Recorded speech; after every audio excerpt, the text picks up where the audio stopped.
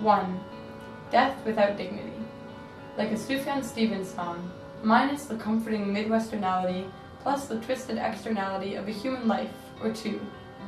Minus the soft musicality, plus the hard reality of someone so entrenched in his own vanity that he lost his sanity and took his father's humanity.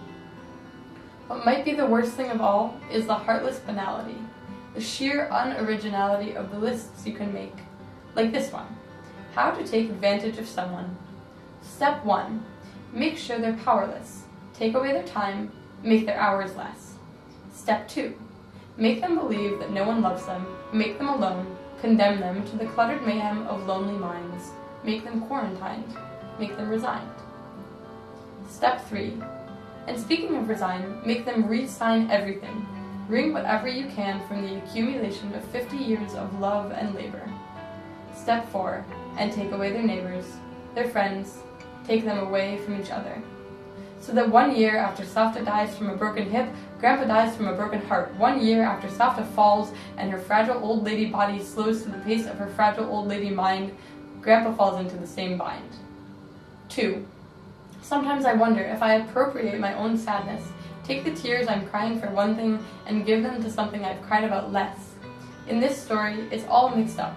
To talk about my grandpa's life is to talk about the conditions in which it ended. To miss my grandpa's wife is to miss the version that's open-ended, where the abuser's intentions didn't go unmentioned and everyone knew the right way to pay attention.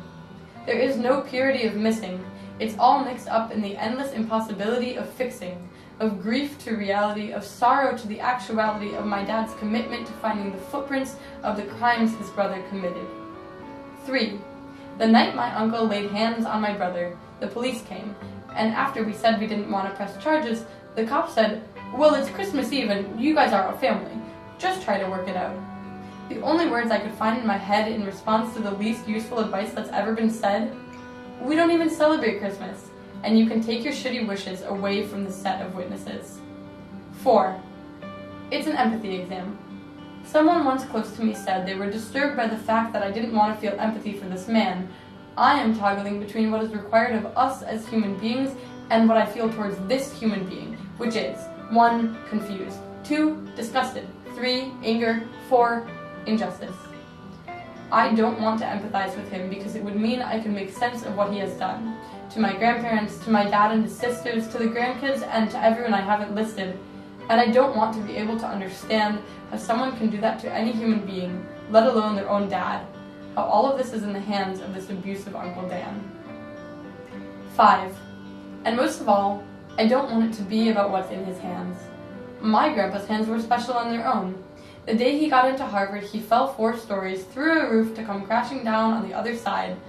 And what a story! His right-hand wrist was never the same, and it used to scare me when I was little, but certainly not as much as the threats. The cousins would respond with a nervous giggle to dissect our stomachs and remove the hairballs that were surely gathering within from our incessant hair chewing. After all, as a pathologist, he always had an interest in experiments and specimen. I learned about logarithms when I was 5, about what, from a medical perspective, it means to be alive, differential diagnosis on Hanukkah days in December, and why I should be a doctor for as long as I can remember. 6. And it is the remembering that is left. Except for it is also that we are all still bereft of answers to the most important questions, which aren't questions at all, but facts. My grandpa died alone, needlessly shut off from people who loved him but weren't allowed to be with him. That this fight isn't over because there are lawyers, and even just because of that, the outlook is grim. That I will never be able to stop trying to imagine what it was like to be old, confused, hopeless, alone, but aware enough to say warily, on the phone, "I don't want to talk to you. Dan says you're trying to sue me." That a man who lost a lot of lucidity was stuck with the vividity of abandonment.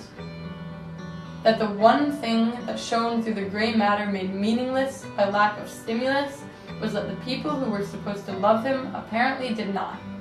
"It's a lie," we told him. "It's not true." But it didn't stick because we said it one time and Danny said it full time. That my grandpa invented the open-top cryostat. He had 4 kids he loved deeply and grandkids he was endlessly proud of.